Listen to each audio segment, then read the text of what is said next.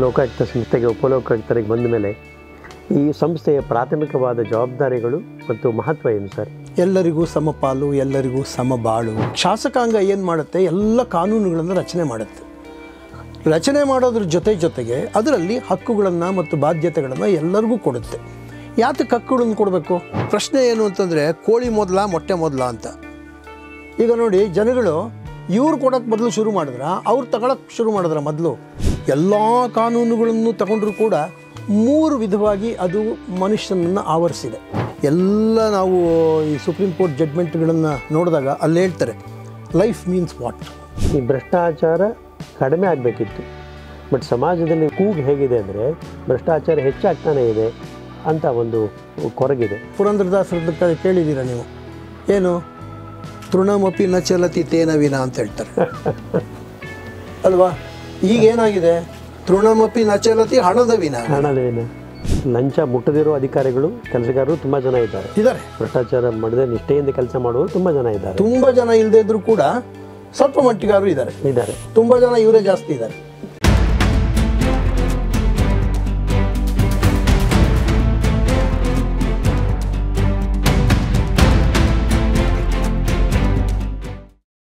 ನಮಸ್ಕಾರ. ವಕೀಲ ವಾಹಿನಿಯ ವೀಕ್ಷಕರಿಗೆ ವಕೀಲ ವಾಹಿನಿ ಸ್ಟುಡಿಯೋದಿಂದ ನಮ್ಮೆಲ್ಲರ ಪರವಾಗಿ ನಮಸ್ಕಾರ. ಈ ಕಾರ್ಯಕ್ರಮಕ್ಕೆ ಸ್ವಾಗತ.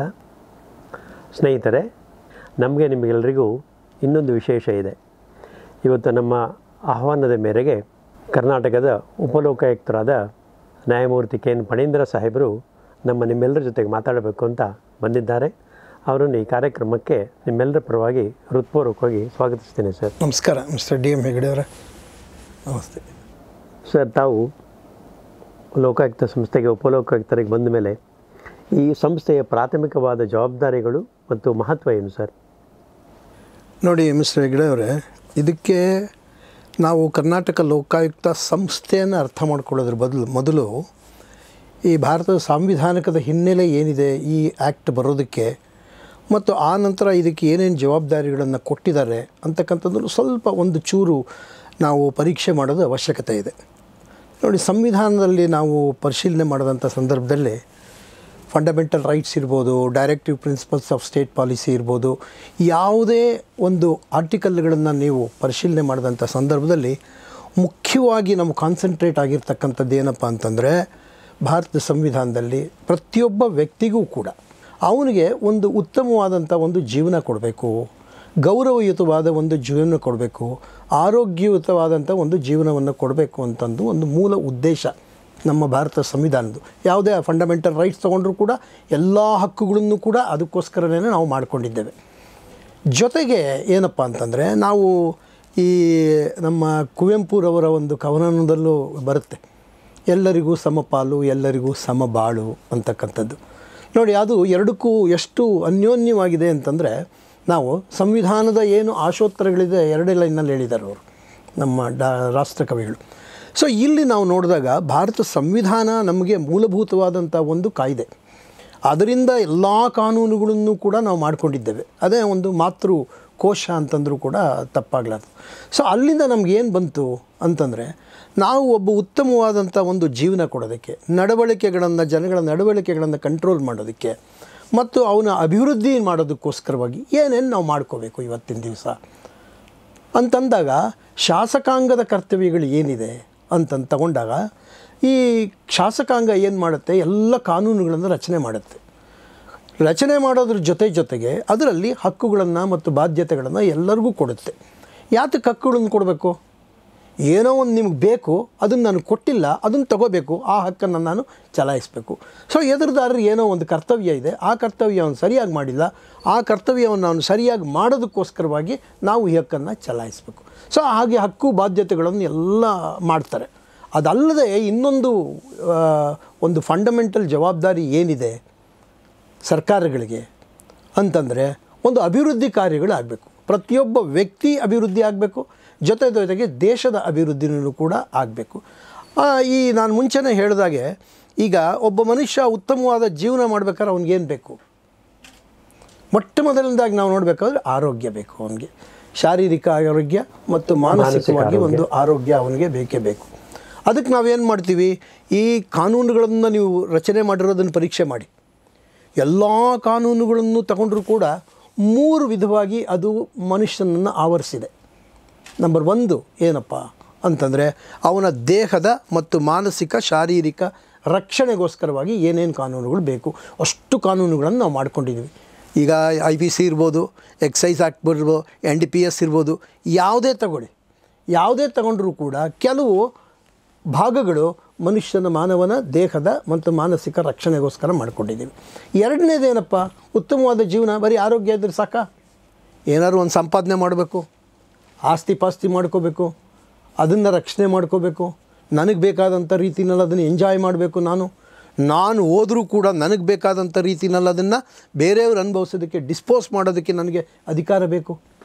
ಇದನ್ನೆಲ್ಲ 2ನೇದು ನಮ್ಮ ಆಸ್ತಿ ಪಾಸ್ತಿಗಳನ್ನು ಸಂಪಾದನೆ ಮಾಡೋದಕ್ಕೆ ಮತ್ತು ರಕ್ಷಣೆ ಮಾಡ್ಕೊಳ್ಳೋದಕ್ಕೆ ಬೇಕಾದಂಥ ಕಾನೂನುಗಳು ಮಾಡ್ತಿದ್ವಿ. 3ನೇದು ಅತಿ ಮುಖ್ಯವಾದಂಥ ಕಾನೂನುಗಳನ್ನು ನಾವೇನು ಮಾಡ್ಕೊಂಡಿದ್ದೀವಿ, ಉತ್ತಮವಾದ ಜೀವನ ಮಾಡೋದಕ್ಕೆ ನಮಗೆ ಗೌರವಯುತವಾದಂಥ ಒಂದು ಸ್ಥಾನಮಾನ ಬೇಕು ರಾಷ್ಟ್ರದಲ್ಲಿ.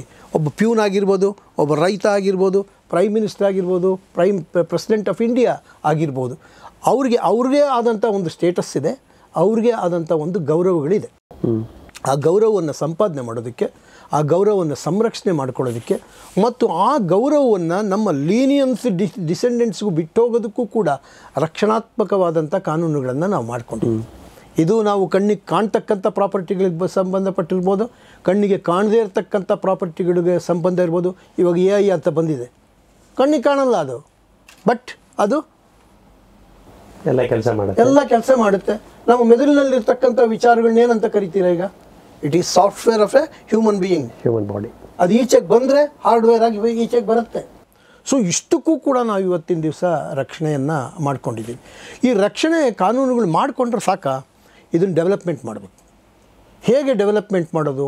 ಪ್ರತಿಯೊಬ್ಬ ಮನುಷ್ಯನಿಗೂ ಕೂಡ ಡೆವಲಪ್ ಆಗೋದಕ್ಕೆ ಏನೇನು ಬೇಕು ನಾವೀಗ ನೋಡ್ತಾ ಇದ್ದೀವಿ. ಬೇಕಾದಷ್ಟು ಕಾನೂನುಗಳನ್ನು ಮತ್ತು ಅಭಿವೃದ್ಧಿ ಕಾರ್ಯಗಳನ್ನು ಸರ್ಕಾರಗಳು ಹಮ್ಮಿಕೊಳ್ಳುತ್ತೆ. ಬೇಕಾದ ಹಾಸ್ಪಿಟಲ್ ಕಟ್ಟಿಸ್ಬೋದು, ರಸ್ತೆಗಳನ್ನು ಮಾಡ್ಬೋದು, ಕೆರೆಗಳನ್ನು ಮಾಡ್ಬೋದು, ಬೇಕಾದಷ್ಟು ಅಭಿವೃದ್ಧಿ ಕಾರ್ಯಗಳನ್ನು ಮಾಡೋದಕ್ಕೆ. ಅಂದರೆ ಈ 3 ಸುತ್ತ ಇವು 3ನ್ನು ಡೆವಲಪ್ ಮಾಡೋದ್ರ ಜೊತೆಗೆ ಮನುಷ್ಯನ ಡೆವಲಪ್ಮೆಂಟ್ ಆಗಬೇಕು, ದೇಶದ ಒಂದು ಅಭಿವೃದ್ಧಿ ಕಾರ್ಯ ಆಗಬೇಕು.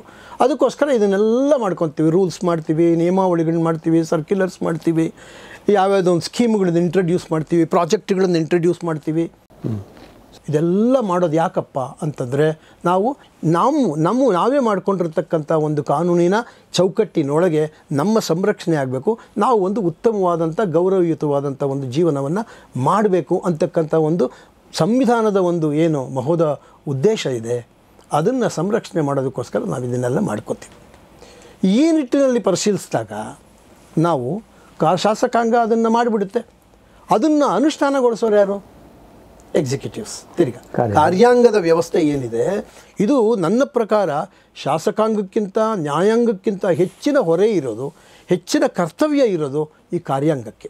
ಯಾಕೆ ಅಂತಂದರೆ ಈ ಸರ್ಕಾರಗಳು ಏನೇನು ಬಯಸುತ್ತೆ, ಕಾನೂನುಗಳು ಏನೇನು ಬಯಸುತ್ತೆ, ಅದನ್ನು ಮೂಲೆಯಲ್ಲಿರ್ತಕ್ಕಂಥ ಹಳ್ಳಿಯಲ್ಲಿರ್ತಕ್ಕಂಥ ವ್ಯಕ್ತಿಗಳಿಗೆ ತಲುಪಿಸ್ತಕ್ಕಂಥ ಒಂದು ಕರ್ತವ್ಯ ಏನಿದೆ ಈ ಕಾರ್ಯಾಂಗಕ್ಕಿದೆ.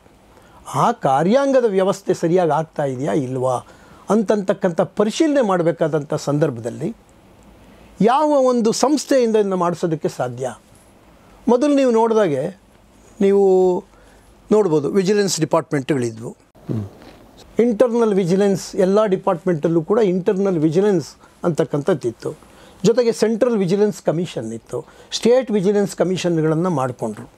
ಇವೆಲ್ಲ ಏನಾಗ್ತಿತ್ತು ಅಂತಂದರೆ ಅವು either central government control or state government control. ಈ ಯಾರನ್ನು ತಪ್ಪನ್ನು ಕಂಡುಹಿಡಿಬೇಕು ಅಂತಂದು ನಾವು ಆ ಸಂಸ್ಥೆಯನ್ನು ಹುಟ್ಟಾಕ್ತೇವೆ, ಅದು ಅದೇ ಸಂಸ್ಥೆಯ ಕೈಕೆಳಗೆ ಕೆಲಸ ಮಾಡಬೇಕು ಅಂತ ಸಂದರ್ಭದಲ್ಲಿ ಎಷ್ಟರ ಮಟ್ಟಿಗೆ ಅದರ ಕ್ಷಮತೆಯನ್ನು ನಾವು ಪರಿಶೀಲನೆ ಮಾಡ್ಬೋದು, ಕ್ಷಮತೆ ಇರುತ್ತೆ ಅದಕ್ಕೆ ಅಂತಕ್ಕಂಥ ನಿಷ್ಪಕ್ಷಪಾತವಾಗಿ ಮಾಡ್ತಾ ಇದೆಯಾ ಇಲ್ವಾ ಅಂತನ್ನೋದಕ್ಕೆ. ಅಂಥ ಸಂದರ್ಭದಲ್ಲಿ ಪರಿಶೀಲನೆ ಮಾಡಿದಂಥ ಸಂದರ್ಭದಲ್ಲಿ ಇದು ಸರ್ಕಾರೇತರವಾದಂತಹ ಒಂದು ಸ್ವಾಯತ್ತತೆ ಇರತಕ್ಕಂತಹ ಸ್ವತಂತ್ರವಾದಂಥ ಒಂದು ಸಂಸ್ಥೆ ಬೇಕು ಅಂತಕ್ಕಂಥ ಒಂದು ಮನೋಭಾವನೆ ಬಂದಂಥ ಸಂದರ್ಭದಲ್ಲಿ ಹಿಂದೆ ನಮ್ಮ ಭಾರತದ ಪ್ರಧಾನಿಗಳಾಗಿದ್ದಂಥ ಮೊರಾರ್ಜಿ ದೇಸಾಯಿ ಅವರ ಒಂದು ನೇತೃತ್ವದಲ್ಲಿ ಒಂದು ಕಮಿಟಿಯನ್ನು ಮಾಡಿ ಆವಾಗ ಯಾವ ರೀತಿ ಮಾಡಬೇಕು ಅಂತಂದಾಗ ಆ ಸಂದರ್ಭದಲ್ಲಿ ಲೋಕಪಾಲ್ ಮತ್ತು ಲೋಕಾಯುಕ್ತ ಸಂಸ್ಥೆಗಳನ್ನು ಮಾಡಿ ಅದನ್ನು ಯಾರ್ಯಾರನ್ನಲ್ಲಿ ಕೂಡಿಸ್ಬೇಕು, ಅದರ ರಚನೆ ಹೇಗಿರಬೇಕು ಅನ್ನೋದೆಲ್ಲ ಭಾಳ ಸುದೀರ್ಘವಾದಂಥ ಒಂದು ಆಲೋಚನೆಗಳನ್ನು ಮಾಡಿದ ನಂತರ ಲೋಕಾಯುಕ್ತ ಸಂಸ್ಥೆಗಳಿಗೆ ಸ್ವಾಯತ್ತತೆ ಕೊಟ್ಟು ಸ್ವತಂತ್ರವಾದಂಥ ಒಂದು ಸಂಸ್ಥೆ ಅಂತ ಮಾಡಿದ್ರೆ ಅದು ಕಾರ್ಯಾಂಗದ ವ್ಯವಸ್ಥೆ ಅಂತಂದರೆ, ಕಾರ್ಯಾಂಗ ಅಂದರೆ ಯಾರು? ಎಲ್ಲರೂ ಸೇರ್ಕೋತಾರೆ. ಶಾಸಕಾಂಗನೂ ಕೂಡ ಒಂದು ರೀತಿ ಕಾರ್ಯಾಂಗದ ಕೆಲಸವನ್ನು ಮಾಡ್ತಾರೆ, ಶಾಸಕಾಂಗದಲ್ಲಿರೋರು. ಅದಕ್ಕೋಸ್ಕರ ಅಷ್ಟು ಜನ ಅವ್ರು ಚೀಫ್ ಮಿನಿಸ್ಟರ್ ಆಗಿರ್ಬೋದು, ಪ್ರೈಮ್ ಮಿನಿಸ್ಟರ್ ಆಗಿರ್ಬೋದು, ಮಿನಿಸ್ಟರ್ಸ್ ಆಗಿರ್ಬೋದು, MLA ಆಗಿರ್ಬೋದು, MP ಆಗಿರ್ಬೋದು, IAS IPS ಆಫೀಸರ್ಸ್ ಆಗಿರ್ಬೋದು, ಯಾವುದೇ ರೀತಿಯ ಸರ್ಕಾರಕ್ಕೆ ಸಂಬಂಧಪಟ್ಟಂಥ ಸರ್ಕಾರಿ ನೌಕರನಾಗಿರ್ಬೋದು ಅಥವಾ ಸಾರ್ವಜನಿಕ ನೌಕರರಾಗಿರ್ಬೋದು, ಇವರೆಲ್ಲರನ್ನ ಕಾರ್ಯಾಂಗದ ವ್ಯವಸ್ಥೆಯಲ್ಲಿ ಸರಿಯಾಗಿ ಕೆಲಸ ಮಾಡ್ತಾ ಇದ್ದಾರಾ ಇಲ್ವಾ ಅಂತಕ್ಕಂಥ ಪರಿಶೀಲನೆ ಮಾಡೋದು, ಎಲ್ಲೆಲ್ಲಿ ದುರಾಡಳಿತ ಆಗ್ತಾಯಿದೆ ಅವುಗಳನ್ನು ಪರಿಶೀಲನೆ ಮಾಡಿ ಅವುಗಳಿಂದ ಏನು ಸಮಸ್ಯೆ ಉಂಟಾಗಿದೆ ಅದನ್ನು ಪರಿಶೀಲನೆ ಮಾಡಿ ಸಮಸ್ಯೆಗೆ ಒಂದು ಪರಿಹಾರ ಕೊಡೋದಕ್ಕೆ, ಮತ್ತು ಆ ಸಮಸ್ಯೆ ಯಾರಿಂದ ಉದ್ಭವ ಆಯಿತು, ಏನು ದುರುದ್ದೇಶಪೂರಿತವಾಗಿ ಉದ್ಭವ ಆಗಿದೆಯಾ, ಯಾವ್ಯಾವ ಕಾರಣದಿಂದ ಆಗಿದೆ ದುರಾಡಳಿತ ಅಂತಕ್ಕಂಥದ್ದು ಪರಿಶೀಲನೆ ಮಾಡಿ, ಅದು ದುರುದ್ದೇಶಪೂರಿತವಾಗಿದ್ದರೆ ಅದಕ್ಕೆ ಏನು ಕ್ರಮ ತಗೋಬೇಕು, ಏನು ಶಿಕ್ಷೆ ಕೊಡಬೇಕು ಅಂತಕ್ಕಂಥದ್ದನ್ನು ಒಂದು ಭಾಗ. ಇನ್ನೊಂದು ಭಾಗ ಭ್ರಷ್ಟಾಚಾರ ನಿರ್ಮೂಲನೆ ಮಾಡೋದಕ್ಕೋಸ್ಕರ ನಿಮಗೆ ಗೊತ್ತೇ ಇದೆ, ಲಂಚ ನಿಷೇಧ ಕಾಯ್ದೆಯನ್ನು ಕೂಡ ಇದಕ್ಕೆ ಲೋಕಾಯುಕ್ತ ಸಂಸ್ಥೆಗೆ ವಹಿಸಿದರೆ, ಆದರೆ ಅದು ಇಂಡಿಪೆಂಡೆಂಟಾಗಿ ಕೆಲಸ ಮಾಡುತ್ತೆ. ಸೊ ಇದು ಪ್ರಾಥಮಿಕವಾದಂಥ ಒಂದು ಏನು ಜವಾಬ್ದಾರಿ ಈ ಲೋಕಾಯುಕ್ತ ಸಂಸ್ಥೆಗೆ ಈ ಸಾಂವಿಧಾನಿಕವಾಗಿ ಬಂದಿದೆ ಅಂತಂದರೆ, ದುರಾಡಳಿತ ಮುಖಾಂತರವಾಗಿ, ಭ್ರಷ್ಟಾಚಾರದ ಮುಖಾಂತರವಾಗಿ ಎಲ್ಲೆಲ್ಲಿ ಸಮಸ್ಯೆಗಳು ತಲೆದೋರಿವೆ ಅದರಿಂದ ಸಾರ್ವಜನಿಕರಿಗಾಗ್ಬೋದು ಅಥವಾ ಖಾಸಗಿ ಇಂಡಿವಿಜುವಲ್ ಆಗಿರ್ಬೋದು. ಸೊ ಇಂಡಿವಿಜುವಲ್ ಪ್ರಾಬ್ಲಮ್ ಆದ್ರೂ ತಗೋಬೇಕು ಮತ್ತು ಸಾರ್ವಜನಿಕವಾಗಿರ್ತಕ್ಕಂಥ ಪ್ರಾಬ್ಲಮ್ಗಳನ್ನು ಕೂಡ ತಗೊಂಡು ಪರಿಶೀಲನೆ ಮಾಡಿ ಅದು ಯಾವುದರಿಂದ ಅದರ ಸಮಸ್ಯೆ ಉಂಟಾಗಿದೆ, ಆ ಸಮಸ್ಯೆಗೆ ಪರಿಹಾರ ಏನು ಅಂತ ಕೊಡಿಸೋದು ಮೊದಲನೇ ಭಾಗ. ಎರಡನೇ ಭಾಗ, ಆ ದುರುದ್ದೇಶಪೂರಿತವಾಗಿ ಆ ಸಮಸ್ಯೆ ಉದ್ಭವ ಆಗಿದೆ ಒಬ್ಬ ವ್ಯಕ್ತಿಯಿಂದ ಅಂತಂದರೆ ಅವನ ಮೇಲೆ ಏನು ಕ್ರಮ ತಗೋಬೇಕು, ಯಾವ್ಯಾವ ರೀತಿ ಅವನ ಮೇಲೆ ಮುಂದುವರಿಬೇಕು ಅನ್ನೋದು ಎರಡನೇ ಭಾಗ. ಮೂರನೇದೇನಪ್ಪ ಅಂತಂದರೆ ಲಂಚ ನಿಷೇಧ ಕಾಯ್ದೆ, ಪ್ರಿವೆನ್ಷನ್ ಆಫ್ ಕರಪ್ಷನ್ ಆ್ಯಕ್ಟ್ನಲ್ಲಿ ಯಾವ ರೀತಿ ಪೊಲೀಸ್ ಕೆಲಸ ಮಾಡಬೇಕು, ಲೋಕಾಯುಕ್ತ ಪೊಲೀಸ್ ಮಾಡಬೇಕು, ಅವ್ರಿಗೂ ಲೋಕಾಯುಕ್ತ ಸಂಸ್ಥೆಗೂ ಇರೋ ಸಂಬಂಧ ಏನು ಮತ್ತು ಅವ್ರಿಗೂ ನ್ಯಾಯಾಲಯಕ್ಕೂ ಇರ್ತಕ್ಕಂಥ ಸಂಬಂಧ ಏನು, ಅದನ್ನು ಭ್ರಷ್ಟಾಚಾರ ನಿರ್ಮೂಲನಾ ಕಾಯ್ದೆ ಒಳಗೇನೇ ಅದನ್ನು ಹೇಳಿದ್ದಾರೆ. ಈ ಮೂರು ಮುಖ್ಯವಾದಂಥ ಒಂದು ಸಂಸ್ಥೆಯ ಒಂದು ಮಹತ್ವದ ಪಾತ್ರ. ಈ ತಾವು ಹೇಳ್ದಂಗೆ ನಮ್ಮ ಸಂವಿಧಾನದ ಆಶಯವೇ ಸಮಾಜದ ಕೊನೆಯ ವ್ಯಕ್ತಿಯನ್ನು ರಕ್ಷಣೆ ಮಾಡೋದು, ಆ ವ್ಯಕ್ತಿಗೆ ಮೂಲಭೂತವಾಗಿ ಮತ್ತು ಬದುಕುವ ಹಕ್ಕನ್ನು ಮತ್ತು ಅವಕಾಶವನ್ನು ಕೊಡೋದು ವಿದ್ಯಾವಂತರ ಮತ್ತು ಎಲ್ಲ ಸಂಸ್ಥೆಗಳ ಜವಾಬ್ದಾರಿ. ಸಂವಿಧಾನದ ಆಶಯವೇ ಅದಾಗಿದೆ. ಹೌದು, ಅದಕ್ಕೆ ನೋಡಿ ಸುಪ್ರೀಂ ಕೋರ್ಟ್ನಲ್ಲಿ ಬೇಕಾದಷ್ಟು ಜಡ್ಮೆಂಟ್ಗಳನ್ನ ನಾವು ನೋಡ್ತೀವಿ. ಮನೇಕಾ ಗಾಂಧೀಸ್ ಕೇಸ್ ಆಗ್ಬೋದು, ನೀವು ಸಾಕಷ್ಟು ಆರ್ಟಿಕಲ್ 21 ವಿಶ್ಲೇಷಣೆ ಮಾಡಿರ್ತಕ್ಕಂಥ ಎಲ್ಲ ನಾವು ಈ ಸುಪ್ರೀಂ ಕೋರ್ಟ್ ಜಡ್ಮೆಂಟ್ಗಳನ್ನು ನೋಡಿದಾಗ ಅಲ್ಲಿ ಹೇಳ್ತಾರೆ ಲೈಫ್ ಮೀನ್ಸ್ ವಾಟ್, ಎಕ್ಸ್ಪ್ಯಾನ್ಷನ್ ಮಾಡ್ತಾ ಹೋಗ್ತಾರೆ. ಪ್ರತಿಯೊಂದು ಫಂಡಮೆಂಟಲ್ ರೈಟ್ಗೆ ಲೈಫನ್ನು ಕನೆಕ್ಟ್ ಮಾಡ್ತಾ ಮಾಡ್ತಾ ಮಾಡ್ತಾ ಎಕ್ಸ್ಪ್ಯಾಂಡ್ ಮಾಡ್ತಾ ಹೋಗ್ತಾರೆ. ಲೈಫ್ ಅಂತಂದರೆ ಜೀವನ ಅಂತಂದ್ರೆ ಏನು, ಬಂದು ಹುಟ್ಟಿ ನಾಯಿ ನರಿಗಳ ತನಕ ಹೇಗೆ ಬಾಳುತ್ತವೆ ಹಾಗೆ ಜೀವನ ಮಾಡಿ ಸಾಯೋದಲ್ಲ. ಜೀವನ ಅಂತಂದರೆ ಉತ್ತಮವಾದಂಥ ಜೀವನ, ಗೌರವಯುತವಾದಂಥ ಜೀವನ, ಆರೋಗ್ಯಪೂರಿತವಾದಂಥ ಜೀವನವನ್ನು ನಾವು ಜೀವನ ಅಂತ ಕರಿಬೇಕು. ಅದನ್ನು ಕೊಡೋದಕ್ಕೆ ಎಲ್ಲ ರೀತಿ ಪ್ರಯತ್ನಗಳಾಗಬೇಕು ಅಂತಂದು, ಈಗ ರೈಟ್ ಟು ಎಜುಕೇಷನ್ ಇರ್ಬೋದು, ಮಕ್ಕಳಿಗೆ ನ್ಯೂಟ್ರಿಷನ್ ಇರ್ಬೋದು, ಪ್ರತಿಯೊಂದು ಕೂಡ ಸಾಂವಿಧಾನಿಕವಾದಂಥ ಫಂಡಮೆಂಟಲ್ ರೈಟ್ಸ್ನ ಎಕ್ಸ್ಪ್ಲನೇಷನ್ ಮಾಡ್ತಾ ಅದನ್ನು ಜೀವನಕ್ಕೆ ಕನೆಕ್ಟ್ ಮಾಡ್ತಾ ಹೋಗಿದ್ದಾರೆ ಪ್ರತಿಯೊಂದನ್ನು. ಈ ಎಲ್ಲ ಹಿನ್ನೆಲೆಯಲ್ಲಿ ಈ ಒಂದು 25 ವರ್ಷಗಳ ಒಂದು ಟೈಮ್ ಸ್ಪ್ಯಾನ್ ಇಟ್ಕೊಂಡ್ರೆ ನಾವು ತಾವು ಹೇಳ್ದಂಗೆ ಈ ಭ್ರಷ್ಟಾಚಾರ ಕಡಿಮೆ ಆಗಬೇಕಿತ್ತು. ಬಟ್ ಸಮಾಜದಲ್ಲಿ ಕೂಗು ಹೇಗಿದೆ ಅಂದರೆ ಭ್ರಷ್ಟಾಚಾರ ಹೆಚ್ಚಾಗ್ತಾನೇ ಇದೆ ಅಂತ ಒಂದು ಕೊರಗಿದೆ. ಭ್ರಷ್ಟಾಚಾರ ಈ ಒಂದು ದೇಶದ ಅಭಿವೃದ್ಧಿಗೆ ಮಾರಕ, ಅದು ಕ್ಯಾನ್ಸರ್ ಅಂತ ಇದೆ. ಆ ನಿಟ್ಟಿನಲ್ಲಿ ತಮ್ಮ ಅಭಿಪ್ರಾಯ ಏನು ಸರ್? ನೋಡಿ, ಭ್ರಷ್ಟಾಚಾರ ಅನ್ನೋದು ಉಗಮ ಎಲ್ಲಾಯಿತು, ಹೇಗೆ ಬೆಳೆಯೋದಕ್ಕೆ ಪ್ರಾರಂಭ ಆಯಿತು ಅಂದರೆ ಭ್ರಷ್ಟಾಚಾರ ನೋಡಿ, ಒಂದು ವ್ಯಕ್ತಿಗೆ ಯಾವುದೇ ಒಂದು ಕರ್ತವ್ಯವನ್ನು ವಹಿಸ್ತಕ್ಕಂಥ ಸಂದರ್ಭದಲ್ಲಿ ಆ ಕರ್ತವ್ಯದ ಜೊತೆಗೆ ಅವನಿಗೆ ಈ ನಾವು ಏನು KCSR ಅಂತಂದು ಈಗ ಇಂಟ್ರಡ್ಯೂಸ್ ಮಾಡಿದ್ದೇವೆ, ಆಮೇಲೆ ನಿಮ್ಮ ಅಡ್ವೊಕೇಟ್ಸ್ ಆ್ಯಕ್ಟಲ್ಲಿ ಇರ್ತಕ್ಕಂಥ ಒಂದಿದು ಪ್ರತಿಯೊಬ್ಬ ವ್ಯಕ್ತಿಗೂ ಅವನದೇ ಆದಂಥ ಕರ್ತವ್ಯ ಮತ್ತು ಆ ಕರ್ತವ್ಯ ಲೋಪ ಮಾಡಿದ್ರೆ ಏನಾಗಬೇಕು ಅಂತಕ್ಕಂಥದ್ದು ನಿಶ್ಚಿತವಾಗಿರುತ್ತೆ. ಸೊ ಅಂಥ ಸಂದರ್ಭದಲ್ಲಿ ನಾವು ಆ ಕರ್ತವ್ಯವನ್ನು ಅವನು ಮಾಡೋದಕ್ಕೆ ಯಾವುದೇ ಒಂದು ಆಮಿಷಕ್ಕೆ ಒಳಗಾದಂಥ ಸಂದರ್ಭದಲ್ಲಿ, ಅಂದರೆ ಲಂಚ ತಗೊಂಡು ಆಮಿಷಕ್ಕೆ ಒಳಗಾಗ್ಬೋದು, ಇನ್ಫ್ಲೂಯೆನ್ಸ್ಗೆ ಒಳಗಾಗ್ಬೋದು, ನೆಪೋಟಿಸಮ್, ನಮ್ಮೋರು ತಮ್ಮೋರು ಅಂತಂದು ಕೆಲಸವನ್ನು ಮಾಡ್ಬೋದು. ಸೊ ಇದನ್ನು ಯಾವಾಗ ಕರ್ತವ್ಯ ಲೋಪ ಉಂಟಾಗುತ್ತೆ, ಯಾರಿಂದ ಉಂಟಾಗುತ್ತಪ್ಪ ಅಂತಂದರೆ ಬಹುಶಃ ಇದಕ್ಕೆ ನಾವು ಜನಗಳೂ ಕೂಡ ಸಾಕಷ್ಟು ಕಾರಣೀಭೂತರಾಗಿದ್ದೇವೆ. ಯಾಕೆ ಅಂತಂದರೆ ಅವನು ತಗೊಳ್ಳೋಕ್ಕೆ ಶುರು ಮಾಡ್ತಾನೆ ಅಂತ ಗೊತ್ತಾದರೆ ಇವರು ಕೊಡೋಕ್ಕೆ ಶುರು ಮಾಡ್ತಾರೆ. ಯಾಲ್ಲಿ ಇವಾಗ ಇದು ಪ್ರಶ್ನೆ ಏನು ಅಂತಂದರೆ ಕೋಳಿ ಮೊದಲ ಮೊಟ್ಟೆ ಮೊದಲ ಅಂತ. ಈಗ ನೋಡಿ, ಜನಗಳು ಇವ್ರು ಕೊಡೋಕ್ಕೆ ಬದಲು ಶುರು ಮಾಡಿದ್ರೆ ಅವ್ರು ತಗೊಳಕ್ಕೆ ಶುರು ಮಾಡಿದ್ರೆ ಮೊದಲು, ಇದು ಎರಡು ಸೈಮಲ್ಟೇನಿಯಸ್ ಆಗಿ ಆಗಿರ್ಬೋದು. ಆದ್ದರಿಂದ ಇದಕ್ಕೆ ಇಬ್ಬರದ್ದು ರೆಸ್ಪಾನ್ಸಿಬಿಲಿಟಿ ಇದೆ. ಬೇಗ ಮಾಡ್ಕೊಡಿ ಅಂತ ಕೊಡೋದು ಅವನು ಕೊಟ್ಟ ಅಂತ ಇವನು ತಗೊಳ್ಳೋದು ಅವನ ಕೆಲಸ ಬೇಗ ಮಾಡ್ಕೊಳ್ಳೋದು. ಹೌದು, ಇದೊಂಥರ. ಈಗ ಏನಾಗಿದೆ ಅಂತಂದರೆ ಕೆಲವು ನೋಡಿ ಆನೆಸ್ಟ್ ಆಫೀಸರ್ಸ್ ಇರ್ತಾರೆ. ನಾನು ಉದಾಹರಣೆಗೆ ಹೇಳೋದು, ಆನೆಸ್ಟ್ ಆಫೀಸರ್ಸ್ ಇರ್ತಾರೆ, ಅವರಿಗೆ ಕೆಲಸದ ಒತ್ತಡ ಜಾಸ್ತಿ ಇರುತ್ತೆ. ಕೆಲವು ಸಮಯದಲ್ಲಿ ಇಬ್ಬಿಬ್ಬರು ಮಾಡೋ ಕೆಲಸ ಒಬ್ಬರಿಗೆ ಹಾಕಿರ್ತಾರೆ. ಆಮೇಲೆ ಅವರ ಏನು ನೇಚರ್ ಆಫ್ ವರ್ಕೂ ಕೂಡ ಲೆಬೋರಿಯಸ್ ಇರುತ್ತೆ. ಅದಕ್ಕೋಸ್ಕರವಾಗಿ ಅವ್ರು ಏನು ಮಾಡ್ತಾರೆ, ಒಂದು 4 ದಿನ ಡಿಲೇ ಆಗ್ಬೋದು ಕೆಲಸ ಮಾಡ್ತಕ್ಕಂಥ ಸಂದರ್ಭದಲ್ಲಿ. ಇವನೇನು ಅರ್ಥ ಮಾಡ್ಕೊತಾನೆ ಅದನ್ನು?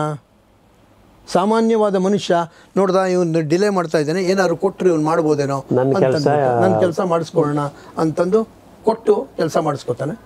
ಅಥವಾ ಅವನು ಕೊಡಲಿ ಅನ್ನೋ ಉದ್ದೇಶದಿಂದಲೂ ನಿಧಾನ ಮಾಡಿರ್ತಕ್ಕಂಥ ಒಂದು ಸನ್ನಿವೇಶಗಳು ಕೂಡ ಇರ್ಬೋದು. ಇದಕ್ಕೆ ಸಮಾಜನೂ ಕಾರಣ ಮತ್ತು ಆ ಕರ್ತವ್ಯ. ಆದರೆ ಹೆಚ್ಚಿನ ಜವಾಬ್ದಾರಿ ಯಾರಿಗಿದೆಯಪ್ಪ ಅಂತಂದರೆ ನಾವು ಕರ್ತವ್ಯ ಲೋಪ ಮಾಡ್ತಕ್ಕಂಥ ವ್ಯಕ್ತಿಗಳ ಮೇಲೇ ಇದೆ. ಯಾಕೆ ಅಂತಂದರೆ ನಮ್ಮ ಟೈಮ್ ಲಿಮಿಟ್ಟು, ಎಲ್ಲಿಂದ ಹೇಗೆ ಕೆಲಸ ಮಾಡಬೇಕು, ಎಷ್ಟರಲ್ಲಿ ವ್ಯಾಪ್ತಿಯಲ್ಲಿ ನಾನು ಮಾಡಬೇಕು, ಅವ್ರಿಗೇನು ನಾನು ಸಹಾಯ ಮಾಡಬೇಕು ಅನ್ನೋದನ್ನು ಜನಗಳು, ನಾನೀಗ ಹೇಳಿದೆ, ಕಾನ್ಸ್ಟಿಟ್ಯೂಷನ್ ಆ್ಯಂಬಿಷನ್ನ ಬರೀ ಕಾನ್ಸ್ಟಿಟ್ಯೂಷನ್ ಬರೆದ್ರೆ ಸಾಲದು. ಪ್ರತಿಯೊಬ್ಬ ವ್ಯಕ್ತಿನೂ ಕೂಡ ಆ ಕಾನ್ಸ್ಟಿಟ್ಯೂಷನ್ ಅಡಿಯಲ್ಲಿ ಕೆಲಸ ಮಾಡ್ತಿರ್ತಕ್ಕಂಥ ಪ್ರತಿಯೊಬ್ಬ ವ್ಯಕ್ತಿನೂ ಕೂಡ ಇದು ನನ್ನದು, ನನ್ನ ದೇಶ, ನನ್ನ ಸಂವಿಧಾನ, ನನ್ನ ಜನ, ನಾನು ಏನಾದ್ರು ಅವರಿಗೆ ಕಾಂಟ್ರಿಬ್ಯೂಷನ್ ಮಾಡಿ ಅನುಕೂಲ ಮಾಡಿಕೊಡ್ಬೇಕು ಅಂತಕ್ಕಂಥ ಮನೋಭಾವನೆಯಲ್ಲಿ ಮಾಡಿದ್ರೆ ಅವಾಗ ಕರಪ್ಷನ್ ಕಮ್ಮಿ ಆಗುತ್ತೆ. ಯಾರು ಆ ಮನೋಭಾವನೆಯಿಂದ ಕೆಲಸ ಮಾಡೋದು ಭಾಳ ಕಮ್ಮಿ, ರೇರೆಸ್ಟ್ ಆಫ್ ರೇರ್. ಈಗೇನಾಗಿದೆ, ಪುರಂದರದಾಸರದ್ದು ಕೇಳಿದ್ದೀರ ನೀವು, ಏನು ತೃಣಮಪಿ ನ ಚಲತಿ ತೇನ ವಿನ ಅಂತ ಹೇಳ್ತಾರೆ ಅಲ್ವಾ? ಈಗೇನಾಗಿದೆ, ತೃಣಮಪಿ ನ ಚಲತಿ ಹಣದ ವಿನ, ಹಣ ಕೊಟ್ಟರೆ ಪರಿಸ್ಥಿತಿ ಆಗಿದೆ. ಈಗ ನಾವು ಉಗಮ ತಗೊಂಡು ಇದೂ ಏನಾಗಿದೆ, ಬೆಳೆಯೋಕ್ಕೆ ಬಿಟ್ಬಿಟ್ಟಿದ್ದೀವಿ. ಒಂದು ಸರಿ ಸಂತೋಷ ಹೆಗಡೆಯವರು ಹೇಳಿದ್ದು ಮಾತು ನನಗೆ ಜ್ಞಾಪಕ ಬರುತ್ತೆ. ಈಗ ಏನಪ್ಪ ಅಂತಂದರೆ, ಪ್ರಿವೆನ್ಷನ್ ಮಾಡೋದು ಸ್ವಲ್ಪ ಪರವಾಗಿಲ್ಲ ಮಾಡ್ತಾ ಹೋಗ್ಬೋದು, ಆದರೆ ಎರಾಡಿಕೇಷನ್ ಈಸ್ ಡಿಫಿಕಲ್ಟ್. ಎರಾಡಿಕೇಷನ್ ಯಾವಾಗ ಆಗುತ್ತಪ್ಪ ಅಂತಂದರೆ if the universe totally destructs ಇಟ್ ಸೆಲ್ಫ್. ಪೂರ್ತಿ ನಾಶ ಆಗಿ ಹೊಸದ ಜೀವಗಳು ಬಂದಂಥ ಸಂದರ್ಭದಲ್ಲಿ ನಾವು we can expect total honesty ಇರೋ ಪ್ರಾರಂಭ ಮಾಡ್ಬೋದು. ಅಲ್ಲಿವರೆಗೂ ಕಷ್ಟ. ಆದಷ್ಟು ಪ್ರಿವೆನ್ಷನ್ ಮಾಡೋದಕ್ಕೆ ಪ್ರಯತ್ನವನ್ನು ಮಾಡಬೇಕು ಅನ್ನೋ ಮಾತ್ರ ಸಾಕಷ್ಟು ಸಾರಿ ಅವರು ಹೇಳಿದ್ದಾರೆ. ಸೊ ಕಡಿವಾಣ ಲೋಕಾಯುಕ್ತ ಸಂಸ್ಥೆ ಅಂದರೆ ಭ್ರಷ್ಟಾಚಾರ ಮಾಡದೇ ಇದ್ದಂಗೆ ಒಂದು ಕಡಿವಾಣ, ಅವೇರ್ನೆಸ್. ಹೌದು. So creating awareness among the people very important. So ನಾನು ನನ್ನ ಕೆಲಸ ಬೇಗ ಆಗಬೇಕು ಅಂತ ನಾನು ಲಂಚ ಕೊಡದೇ ಇದ್ದರೆ, ನಾನು ನನ್ನ ಕೆಲಸವನ್ನು ಮಾಡಿಕೊಳ್ಳುವಂಥ ಸಾಮರ್ಥ್ಯ ನನಗೆ ತಿಳುವಳಿಕೆ ಬಂದಾಗ ಈ ಭ್ರಷ್ಟಾಚಾರವನ್ನು ಕಡಿಮೆ ಮಾಡಬಹುದು. ಮತ್ತು ಆ ನಿಟ್ಟಿನಲ್ಲಿ ಜನರ ಅವೇರ್ನೆಸ್ಸು ಜನಗಳಿಗೆ ಬೇಕಾದಂಥ ಒಂದು ರಕ್ಷಣೆಯನ್ನು ಕೂಡ ಇದು ಕೊಡುತ್ತೆ. ಇವಾಗ ನೋಡಿ, ನಮ್ಮ ಇದಕ್ಕೆ ಹೇಳಬೇಕು ಅಂತಂದರೆ, ಇದಕ್ಕೆ ಸಮಯ ಬಂತು, ಅದನ್ನು ಸೇರಿಸ್ತಾ ಇದ್ದೀನಿ. ನಮ್ಮ ಸಂಸ್ಥೆಗೆ ಬರ್ತಕ್ಕಂಥ ಜನಗಳು ಏನಿದ್ದಾರೆ 3 ಥರ ಇರ್ತಾರೆ, 3 ಕ್ಯಾಟಗರಿ. ನಂಬರ್ 1 ಏನಪ್ಪ, ದುಡ್ಡು ಕೊಡೋಕ್ಕಾಗಲ್ಲ, ಬಡತನದ ರೇಖೆಯಿಂದ ಕೆಳಗಿದ್ದಾರೆ, ಯಾರ್ದು ಸಹಾಯ ಹಸ್ತ ಇಲ್ಲ, ಇನ್ಫ್ಲೂಯೆನ್ಸ್ ಇಲ್ಲ, ಯಾರೂ ಇಲ್ಲ, ಎಲ್ಲಿಗೆ ಹೋಗಬೇಕು ಅಂತ ಗೊತ್ತಾಗೋದಿಲ್ಲ. ಅದಕ್ಕೋಸ್ಕರ ಇಂಥದ್ದೊಂದು ಸಂಸ್ಥೆ ಇದೆ, ಏನೋ ನಡೀತಾ ಇದೆ, ಹೋದ ಕಡೆ ಎಲ್ಲ ಹೇಳ್ತಾರೆ, ನಾವು ಬನ್ನಿ ನಾವು ಮಾಡಿಕೊಡ್ತೀವಿ ಅಂತಂದು ಅಲ್ಲಿಗೊಂದು ಅರ್ಜಿಯನ್ನು ಕೊಡ್ತಾರೆ. 2ನೇ ಕ್ಯಾಟಗರಿ ಯಾರಿದ್ದಾರೆ ಅಂತಂದರೆ, ನಾವು ಯಾವುದೇ ಕಾರಣಕ್ಕೂ ಲಂಚ ಕೊಡಲ್ಲ, ಲಂಚ ತಗೊಳ್ಳಲ್ಲ, ವ್ಯಾಲ್ಯೂ ಬೇಸ್ಡ್ ಲೈಫ್ ಯಾರು ಲೀಡ್ ಮಾಡ್ತಿರ್ತಾರೆ, ಯಾರು ಪ್ರಿನ್ಸಿಪಲ್ಡ್ ಇದ್ದಾರೆ ಲೈಫಲ್ಲಿ, ಅಂಥವ್ರು ಯಾರೂ ಲಂಚ ಕೊಡೋದಕ್ಕೆ ಹೋಗೋದಿಲ್ಲ. ಅವರು ಏನೇ ಆಗಲಿ I will fight for my right ಅಂತಂದ್ಬಿಟ್ಟು ಅಂಥವ್ರು ದೂರುಗಳನ್ನು ಕೊಟ್ಟು ತಮ್ಮ ಕೆಲಸ ಲಂಚ ಕೊಡ್ದಿರೇ ಕಾನೂನು ಪ್ರಕಾರ ಅವ್ನು ಮಾಡಬೇಕು, ಮಾಡಲಿ, ಇಲ್ಲ ಅಂದರೆ ಅವನೊಂದು ಆದೇಶ ಮಾಡೋಕ್ಕೆ ಹೇಳಿ ಅಂತಾರೆ. ಈ ತಾವು ಹೇಳ್ದಂಗೆ ಇನ್ನು ಮೂರನೇ ಕ್ಯಾಟಗರಿ ಅದೊಂದು ಹೇಳ್ಬಿಡ್ತೀನಿ. ಮೂರನೇ ಕ್ಯಾಟಗರಿ ಏನು ಅಂತಂದರೆ ಆನೆಸ್ಟಾಗಿ ಕೆಲಸ ಮಾಡ್ತಿರೋರಿಗೆ ತಮ್ಮ ಬೇಳೆ ಬೇಯಲ್ವಲ್ಲ ಅವ್ರ ಹತ್ರ, ತಮ್ಮ ಇಲ್ಲೀಗಲ್ ಕೆಲಸಗಳನ್ನು ಮಾಡಿಸ್ಕೊಳ್ಳೋದಕ್ಕೆ ಅವ್ರನ್ನ ಹೆದರಿಸೋದಕ್ಕೋಸ್ಕರವಾಗಲಿಯೂ ಕೂಡ ಅರ್ಜಿ ಕೊಡೋರು ಸುಮಾರು ಜನ ಇರ್ತಾರೆ. ಈ 3 ಥರ ಕ್ಯಾಟಗರಿಗಳು ನಮಗೆ ಬರ್ತಾರೆ. ಆದರೆ ನಾವು ವಿ ನಾರ್ಮಲಿ ಫುಲ್ಲಿ ಕಾನ್ಸಂಟ್ರೇಟ್ ಈ 2 ಕ್ಯಾಟಗರಿ ಏನಿದೆ ಅವ್ರಗಳ ಬಗ್ಗೆ ಹೆಚ್ಚು ಕಾನ್ಸಂಟ್ರೇಷನ್ ಮಾಡ್ತೀವಿ. ಮೂರನೇದು ಗಮನಕ್ಕೆ ಬಂದರೆ ತೀವ್ರವಾದಂಥ ಕ್ರಮವನ್ನು ಕೂಡ ಅವ್ರಿಗೆ ಒಂದು ಆಪರ್ಚುನಿಟಿ ಕೊಟ್ಟು ತಗೋತೀವಿ. ಕರೆಕ್ಟ್. ತಾವು ಹೇಳ್ದಂಗೆ ಲಂಚ ಮುಟ್ಟದಿರುವ ಅಧಿಕಾರಿಗಳು ಕೆಲಸಗಾರರು ತುಂಬ ಜನ ಇದ್ದಾರೆ. ಭ್ರಷ್ಟಾಚಾರ ಮಾಡದೆ ನಿಷ್ಠೆಯಿಂದ ಕೆಲಸ ಮಾಡುವುದು ತುಂಬ ಜನ ಇದ್ದಾರೆ. ತುಂಬ ಜನ ಇಲ್ಲದೇ ಇದ್ದರೂ ಕೂಡ ಸ್ವಲ್ಪ ಮಟ್ಟಿಗಾರು ಇದ್ದಾರೆ. ತುಂಬ ಜನ ಇವರೇ ಜಾಸ್ತಿ ಇದ್ದಾರೆ ತಗೊಂಡು ಮಾಡೋರು ಪರ್ಸೆಂಟೇಜಲ್ಲಿ. ನಾನು ಕೊಡೋದೇ ಇಲ್ಲ, ಲಂಚ ಕೊಡೋದೇ ಇಲ್ಲ, ನನ್ನ ಕೆಲಸ ಮಾಡಿ ಅಂತ ಹೇಳೋ ಜನವು ಬಹಳಷ್ಟಿದ್ದಾರೆ. ಹೌದು. ಅವ್ರು ಅದೇ ನಾನು ಹೇಳಿದ್ರೆ ವ್ಯಾಲ್ಯೂ ಬೇಸ್ಡ್ ಲೈಫ್ ಪ್ರಿನ್ಸಿಪಲ್ಸ್ ಇಟ್ಕೊಂಡಿರ್ತಾರೆ ಅವರು ಜೀವನದಲ್ಲಿ. ಅಂಥವ್ರು ನೈತಿಕತೆ ಇರುತ್ತೆ.